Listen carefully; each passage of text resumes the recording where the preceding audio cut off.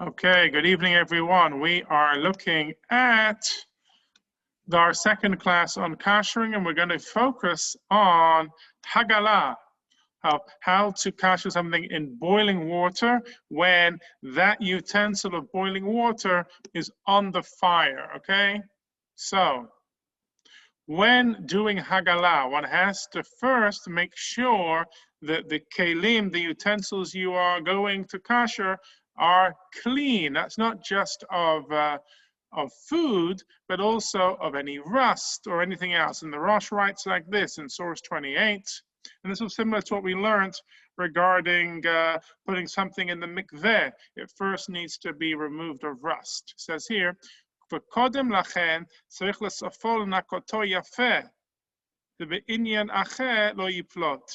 One must rub it and clean it well beforehand, as otherwise it will not expel the prohibited flavor. The Tanya B'Sifri, and it was taught in the Braita, Achet HaZahav et HaKesef, but limiting just the gold and the silver.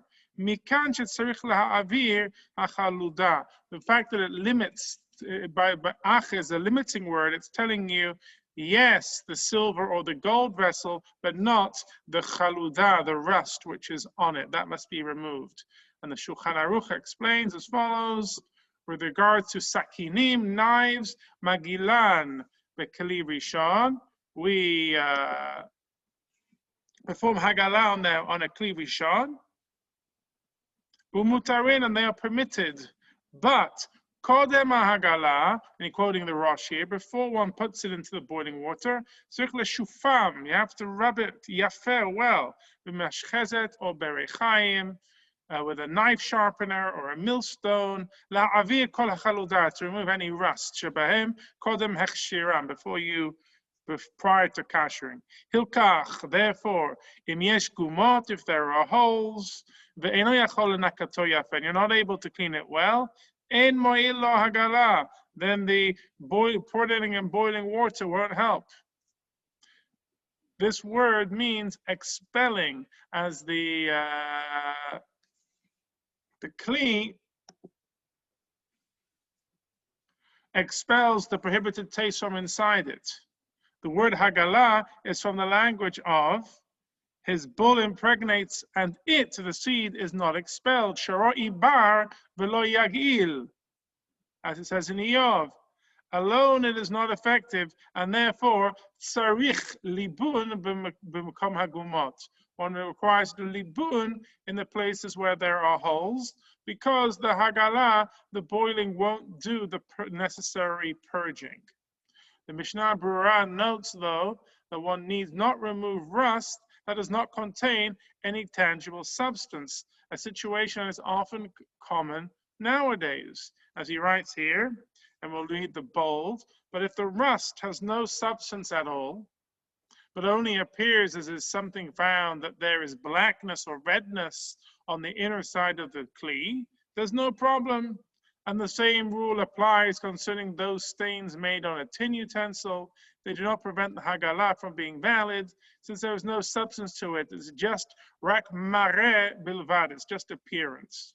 In contrast, if the kli contains actual tangible residue, the hagalah, placing it in boiling water, is invalid even if it was already done, i.e., even bidiavad, after the fact. And we'll see again here in bold, if one performs hagalah without cleaning it well, then it is ineffective even bidiavad, even after the fact, and one must clean it well and then perform the hagalah all over again. So that's one thing. So one thing we've learned so far, it has to be completely clean. Clean of rust, clean of food, clean of anything. And if there are holes, then hagalah does not work, and one requires libun, the blowtorching effect. Now, another thing which one has to do, as an important reminder for Pesach coming up in a couple of months, and that is you have to wait. Did I just say Pesach is coming up in a couple of months? Yes, I did, in about 10 weeks. Sorry about that. We have to wait 24 hours prior to kashering. And the goal of waiting 24 hours is I want to make the kli Eno ben yomo. I want to make it that it hasn't been used for more than 24 hours. Why? Because then any flavor that is absorbed is considered tam lifgam. It's considered giving a negative or disgusting taste, which will not be transferred back into the kli, and it won't make it prohibited. So if I wait 24 hours, I'm dealing with something which is eno ben yomo, and therefore I don't have to say the non-kosher flavor is going out and coming back in again. Or at Pesach, the chametz is coming out and then getting reabsorbed. Because it's eno ben yomo, because it's more than 24 hours old, I don't worry about that. So the Rosh says here as follows. One should not perform Hagalah, ideally, I'm going to add that word, on a utensil that is ben yomo, which has been used within the last 24 hours, unless the large pot of water has 60 shishim levatel, has 60 times the size of the utensil in order to nullify the flavor that is expelled from the kli, which is kashering. This includes the entire thickness of the walls of the utensil. This can get very complicated with the math here as we assess it based on the entire thing. Since if there is not shishim, then everything that is expelled from it is then reabsorbed back into it again. And fatty substance in hot water is considered a transfer of tam lishvach, of a good flavor, and it would be problematic. But if they are eno ben yomo, i.e. they haven't been used for more than 24 hours, it's permitted to perform hagalah even if the water does not contain shishim, 60 to nullify the utensil. And even though the impotent taste that is expelled from it is reabsorbed, what do we say? It's like prior to the hagalah, there's no concern, and we say it's noten tam bar noten tam. Okay, and therefore it's not concerned to be a problem of reabsorption. Okay, v'kulan heter kevan shenifgam hatam. It's all considered permitted. Why? Since the taste is considered tainted or not something that one wants, and therefore waiting 24 hours is the normative position. So the Rama codifies this. En lahagil shum keli kol zman shu ben yomo. One should not do hagalah on any kli while it's within that 24-hour period. Okay? But more than 24 hours, you're in luck. The Mishnah Brura says, and why is the reason why we wait 24 hours? What's this minhag? Mishum gezerah, shema yagil keli shel isur pachot mishishim, tesham lo mahane lehagalah kol zman shu ben yomo, shechozer bolea mihagalah. Why do we say this? Let's say I've got a very large pot and it's more than 60 times bigger. And therefore, I don't need to worry about the 60. I don't have to worry about it being ben yomo. It says here, it's due to a decree. And we don't want to say he's got large pots and she doesn't. We want to say it could be anyone. And therefore, we say no one can do hagalah on a non-kosher utensil with less than shishim, as their hagalah is not effective as long as it is ben yomo, since it reabsorbs the non-kosher flavor from the hagalah water. Now, one way to get out of this was an ingenious idea which the Shulchan Aruch came up with, his own chidush, which is, if you can't wait 24 hours, then you can put into the large pot ether, ashes, okay? And therefore, by putting ashes into it, I'm making it tam lifgam. I'm making it a negative taste, and therefore that will meet or mix with the food which is absorbed and gets pushed out by the boiling water. And I'm not worried, since it's going to mix with the ashes, and then mixing with the ashes and the fat, all that together will give something which is tam lifgam. That is the chidush of the Shulchan Aruch. Says the Shach about this, one of the commentaries on the Shulchan Aruch. He says, Din ze lo nimsa b'shum posek. This chidush of the Shulchan Aruch, it's his own. This halacha is not found in any authority. V'lo shum echad ma'achronim izkiru. None of the achronim write this. Gam bebeit Yosef lo hizkiru. And he doesn't even mention it in his own commentary, the Beit Yosef on the Torah. Adarabba mashma b'divrei poskim. Dein shum takana la'agil keli ben yomo im lo sheyesh b'mayim shishim neged hakli. Says the Shach, there's only one way to sort this out, and that's having a very large kli, and therefore it's 60 times larger than the pot you're trying, or the pan or the plate that you're trying for kasha. That's the Shach. He doesn't like the Shulchan Aruch's chidush. The Chazon Ish suggests the following distinction that maintains the principle of the Shulchan Aruch while still accepting the Shach's critique of the ashes. According to the Chazon Ish, it's specifically when one uses a substance such as ashes, which detracts from the taste but does not ruin it entirely, that it is forbidden to place it in the pot, in accordance with the Shach. But if one placed a bitter substance that ruined the water so that it was totally undrinkable, then the rule of notein tam nifgam is applicable and it is permitted. Here the Chazon Ish says, what do you need to do? You need to put in something like bleach, which is so foul that it will make it inedible to humans to use, and that's what he says. Therefore, today, what do people like to do? If you go to a kashering place in, let's say, a synagogue is having a big kashering, I won't say a party, but where you go and you take it and you can take your pot to be immersed in the boiling water, they will put bleach in it. Because we are Sephardim, we don't have to worry about putting in bleach. And we don't need to do ashes either. What I recommend to people is if they're unable to wait 24 hours and they don't have a super large pot to do the kashering, then you can put soap. And if you do soap, then it's following like the Shulchan Aruch, but it might be a problem still for the Shach. So unless you're following the Chazon Ish, who's concerned about the Shach, then you'll use bleach. So again, in most Ashkenazic circles, they'll use bleach, but for Sephardim, I recommend just soap. And that's a way to get around that. But again, ideally, lechatchila, one always needs to wait 24 hours if one can. So how do we do this actual Hagalah process? The first part of the actual Hagalah is to boil the water inside a larger clean pot, and that pot has to be eno ben yomo, has to have not been used for 24 hours. The Hagalah water must be boiling, though it need not be on the fire anymore, as recorded in the Shulchan Aruch. Kli Rishon nikre shehaticha b'mayim ala esh. A Kli Rishon is defined as one used to boil water on the fire. Afilu eno ata ala esh, even if it's not on the fire at that moment. Rak she'odenu roteach, as long as it's still boiling.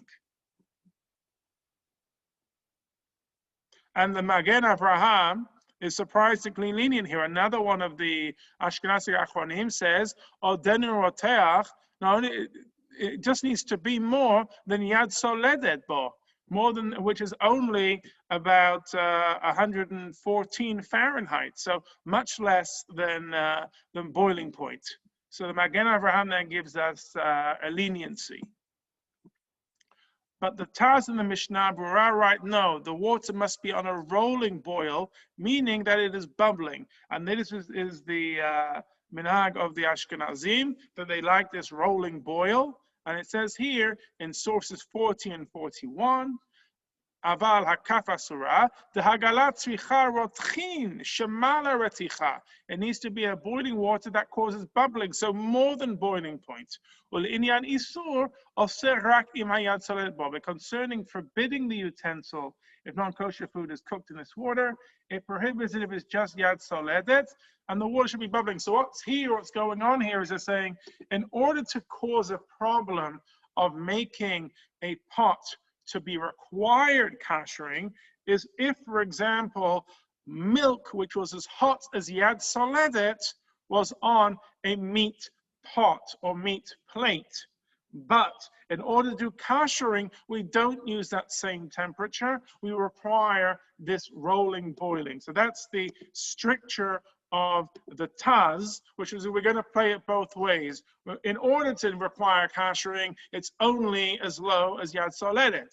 But in order to take out the taste, it has to be as hot as a rolling boil, and that is the way the Mishnah Berurah follows. Whereas the Magen Avraham says, just as it's yad soledet to require kashering, it's yad soledet for the Hagalah to be effective.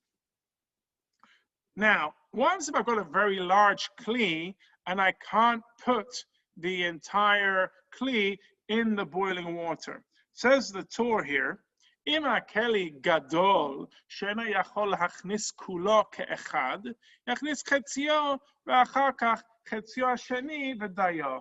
If the kli is too big, then it cannot all be placed inside at once. You do the first half, and then you do the second half, and that's fine. If the pot that needs to be kasher is too large to place inside another pot at all, one should boil hot water inside of it and allow the water to fill up and then spill over the sides so that every part of the pot comes into contact with the water. Okay, and we can see this in the Kitzur Shulchan Aruch. It says here, you can see this kli gadol, she'efshar להגילו, או קשה להגילו בכלי אחר, יש עוד אופן שיכול להגילו, שאחר שינקה הכלי היטב, ימתין כ"ד שעות, מזמן בליית האיסור, ימלא הכלי במים ויעמידנו על האש, עד שיעלו המים שבתוכו רתיחות, ומזה הוכשר הכלי. And it's just exactly what we said. You wait 24 hours, you take the kli, you pour boiling water into it, and allow the water to boil over, and it covers the entire sides, and it is kasher. ואם חושש שמא בזמן שבשל האיסור בכלי עלו באבובי הרתיחה מעל הדפנות ונבלע האיסור על שפת הדפנות ולמעלה, so שיכשיר גם את שפת הדפנות, וזה יעשה על ידי שיקנח אבן או ברזל ויחמם עד שיהיה חומם שווה לחום המים, רותחים בכלי או מעט יותר, ואחר כך יכניסם למים. What does he say here? If one is afraid, perhaps when the prohibited substance was cooked in the kli, the bubbles rose up over the walls, and prohibited substance was absorbed on the rim of the walls above. One must kasher the rim of the walls as well. One should do this by taking a stone or iron and heat it until at the same temperature as the boiling water, or slightly higher, and then place it in the water. ובהכניסתם למים יגרמו שיעלו המים הרותחים על שפת הכלי ויכשירוהו. And when he places it in the water, he will cause the boiling water to go up over the rim of the kli, and it will be kasher.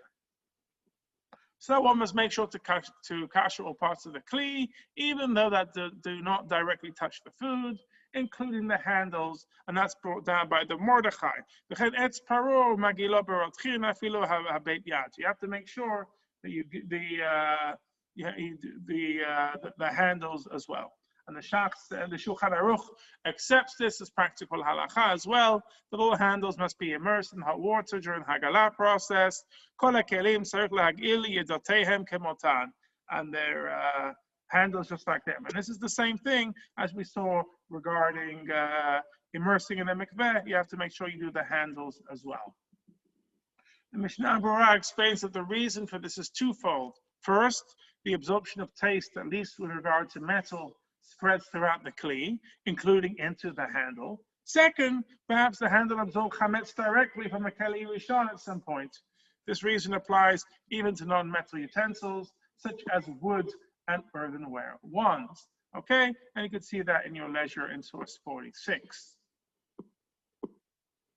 The remark clarifies that if one did not perform Hagalah on the handles, the utensil is still kasher. So that's only a lechatchila. The diavad would not require it, as he says here, mihu in 47.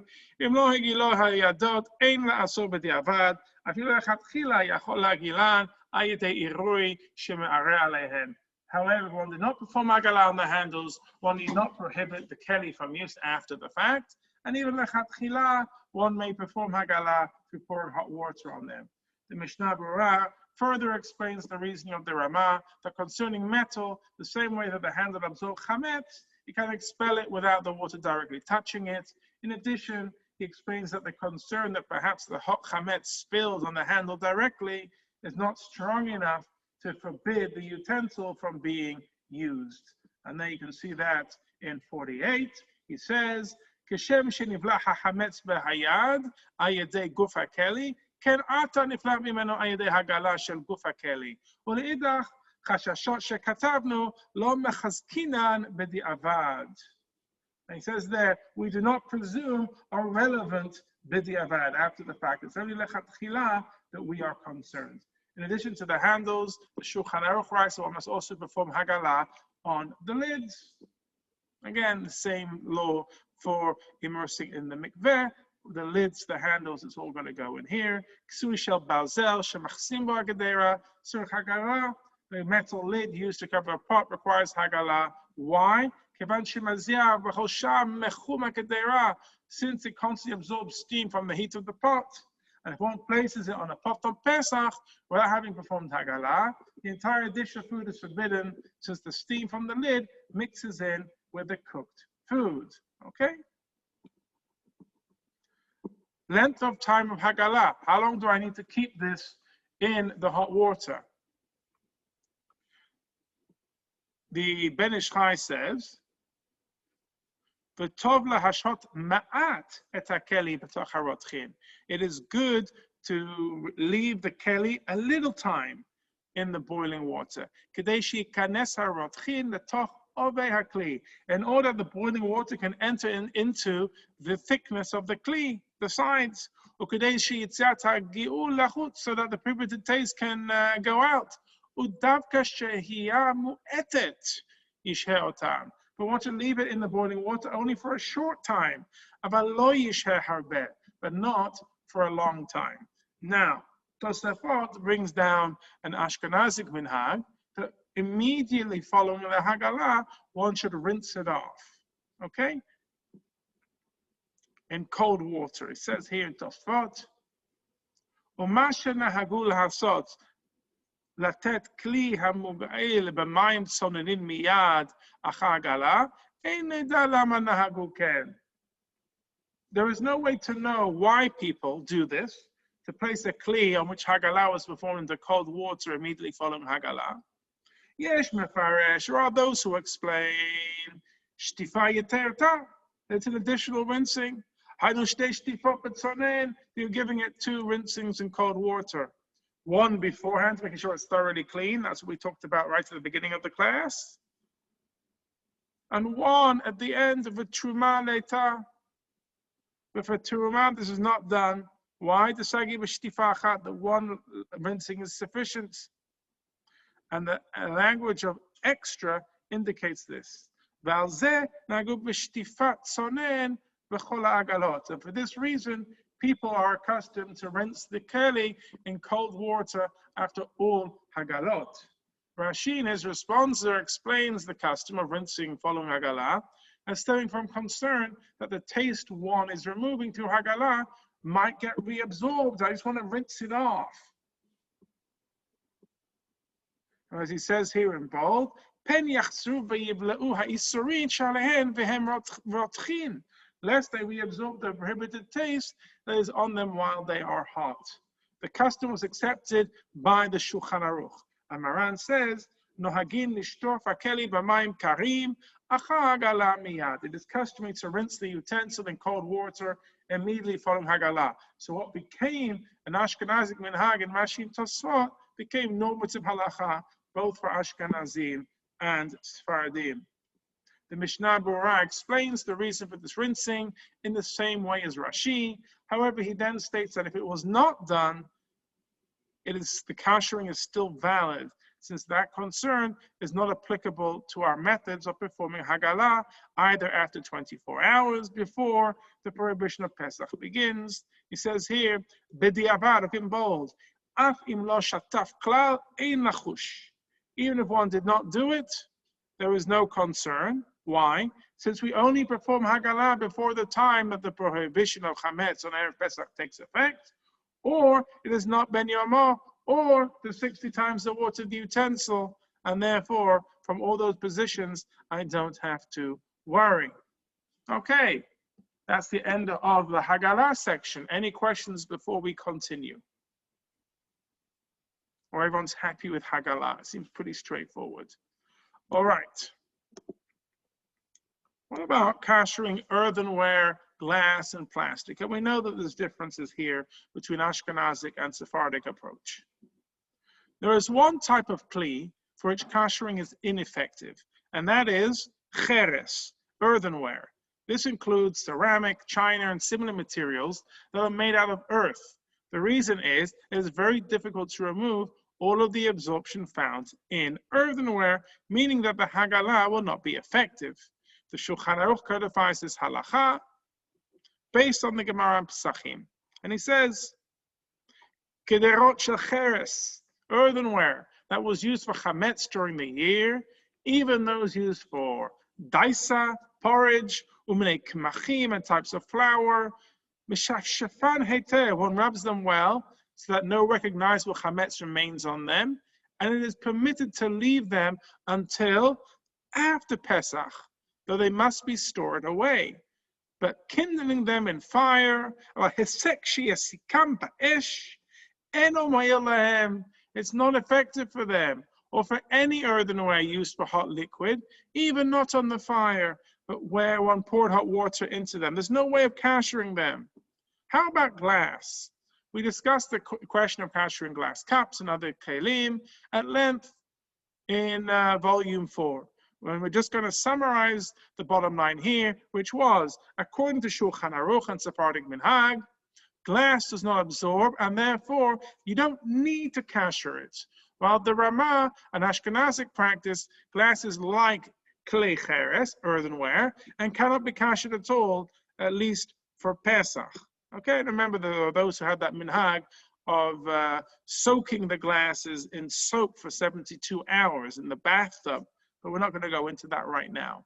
So here we see Maran in the laws of kashering for Pesach says, klei zechuchit, afilu machnisan lekiyum, afilu mishtamesh behem bechamim, en tzrichim shum echsher she'enan bol'im, ushtifa ba'al mas tagilahu. Concerning glass dishes, even if one places them inside for storage, and even if one uses them for hot food, they do not require any kashering, they do not absorb, and rinsing is enough.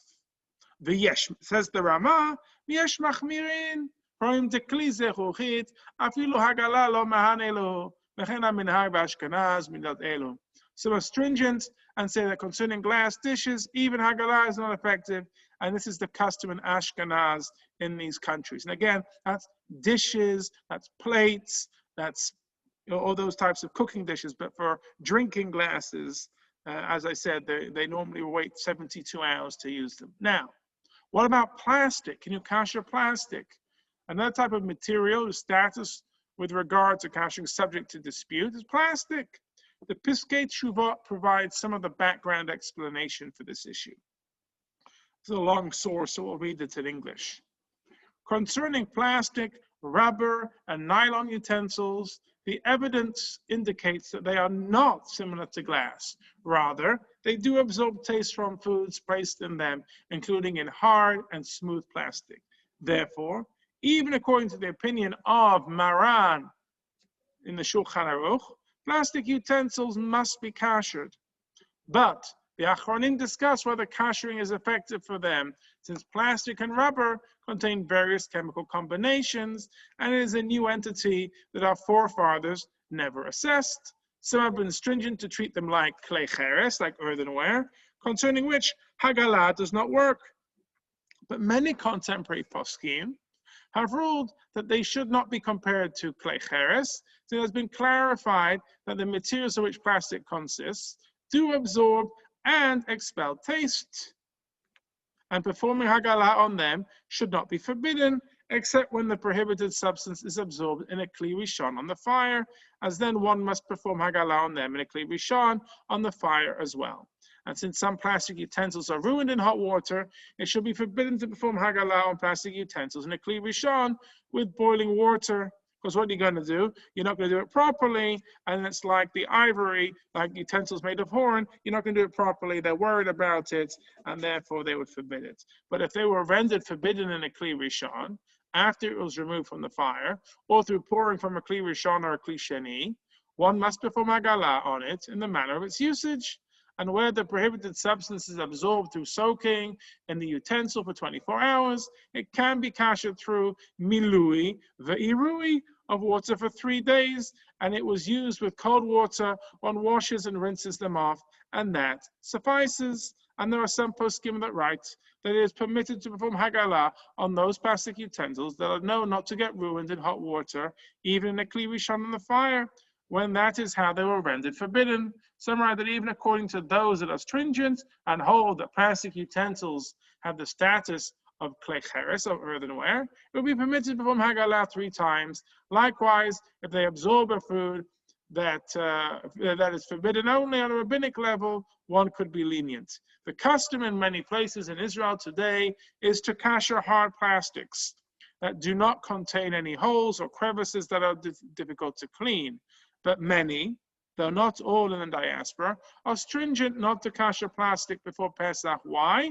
Because of the Shita of Rav Moshe Feinstein, who was stringent on this matter in the passage below, where he writes concerning utensils made out of rubber, whether Hagalah is effective. Rubber that is made out of wood may be kasher through Hagalah, but there is a type of rubber that is not from wood, but from a mixture of different chemicals, materials, which is a new entity that was not mentioned by the early authorities. One should not perform Hagalah on them. And in source 33, it says this is Rav Moshe's manner of describing plastic, which is composed of materials with different types of chemical properties that those known about by earlier poskim. Okay, so the position of Ashkenazim in the diaspora is not to do hard plastic.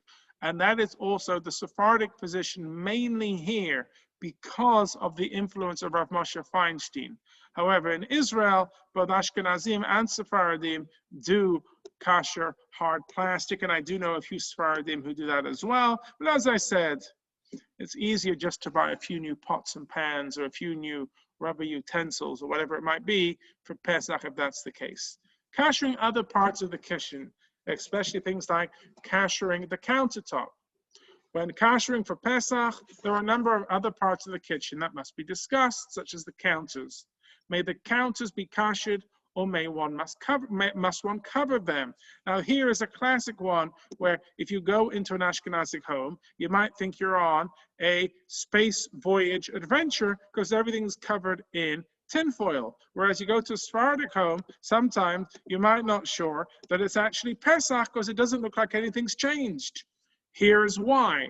Many counters in the United States are made out of Formica and similar brands, which are essentially a form of plastic. They would be subject to the machloket discussed above concerning plastic.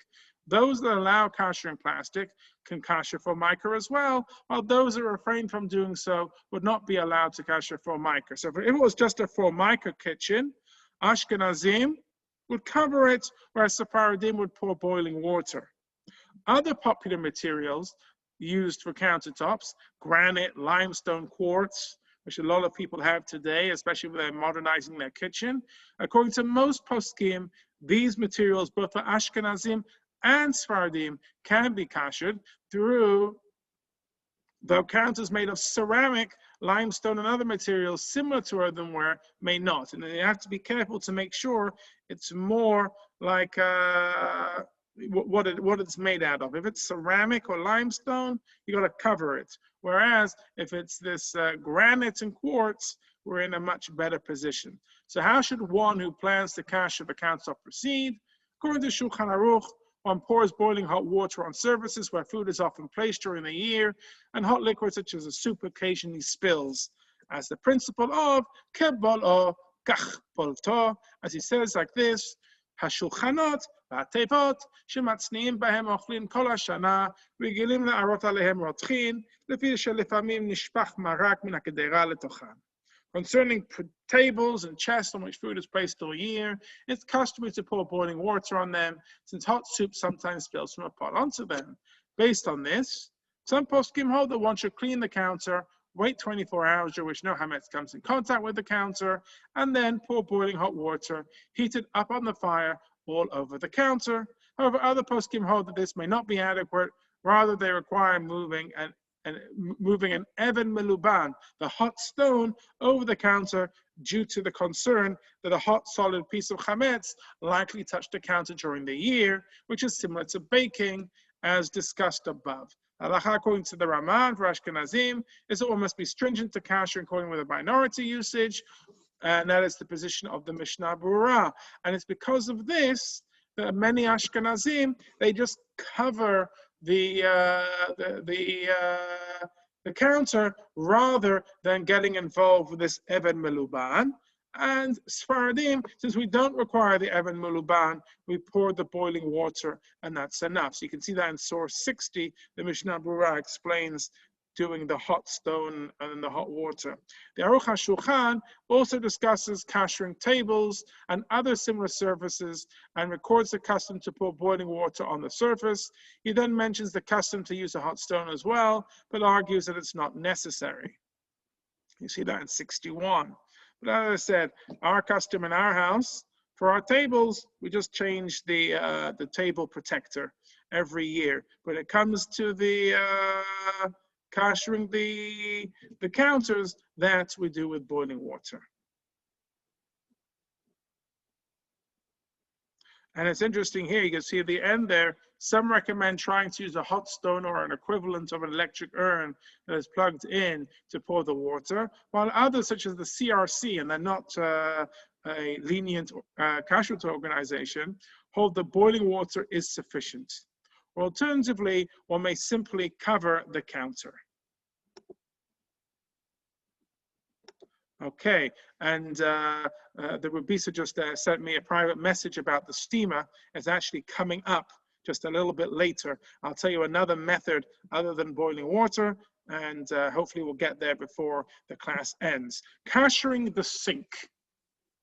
The majority of the time, a sink is used with cold water from the faucet, but sometimes hot water that is more than yad soledet, that's more than if you touched it with your hand would jump back, such as when washing dishes, which can cause absorption of chametz into the sink if there is food residue poured into it, as we saw in the Magen Avraham and the Taz above. This is another example where the halacha depends on the question of kashering based on the majority usage of the item or considering the minority. According to Shulchan Aruch and Sephardic position, we follow the majority, and the sink, all that you need to do is clean it well and wash it out. Now, I know that some Sephardim will pour boiling water on it too, but strictly speaking, one only needs to use the majority usage, which is cold water or warm water, and you would not need to pour boiling water, just clean it thoroughly. According to the Ramah and the Ashkenazic position,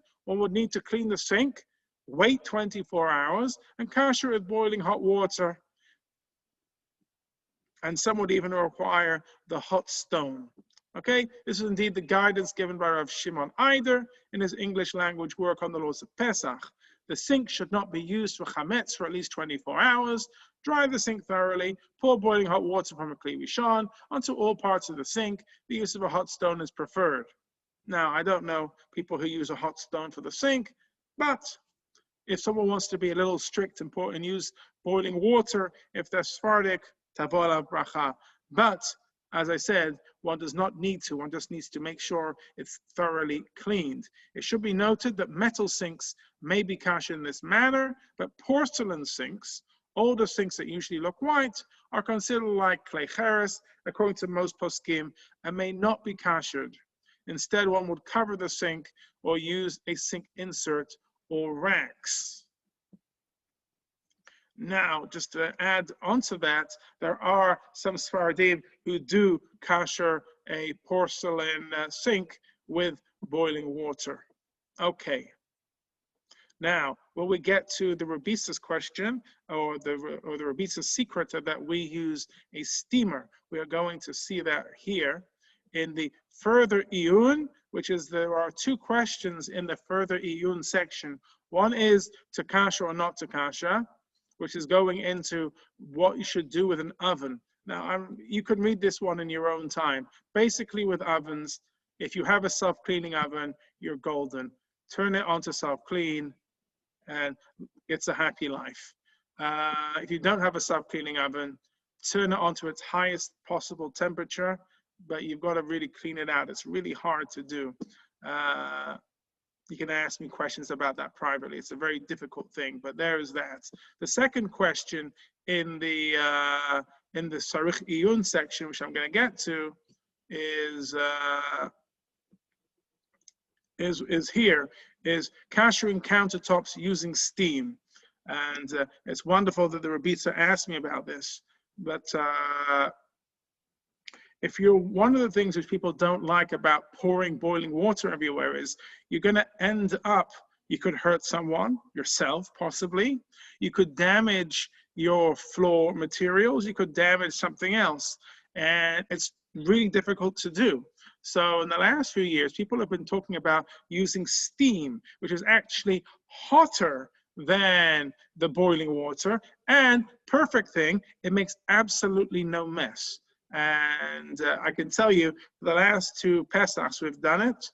It's a marvelous thing, and you can see this. Steam iron. You buy it on Amazon. You can do your clothes and the curtains with it afterwards. It's great. Yeah, so you I can use have, it all the time too. yeah, so you can have a look at it, and it's perfect for countertops, and yeah. I strongly recommend it if you have it. Any questions here, or that's it for Kashering? I think we're happily done with this unit. I have a question with regard to the steam. Go for it. Like a steam machine that you would like iron, let's say, or I've never seen it. Yeah, so if you, I could message you afterwards the exact model, but it works perfectly, and it's good both for Ashkenazim and Sephardim because, as I said, it gets to a hotter temperature. It's almost like you're doing the boiling water with the stone. So it's really very good, and the best thing is it makes no mess. And if you have like we do, Rabisa, what's the name of our countertops? Granite, right? When you steam the granite immediately makes it cold. So it's perfect. So it steams it, and then when you're wiping it down, there's no problems there also. So it also makes things a lot safer and easier. So I highly, highly recommend it. I want to wish everyone a wonderful evening, and we'll see you all next week.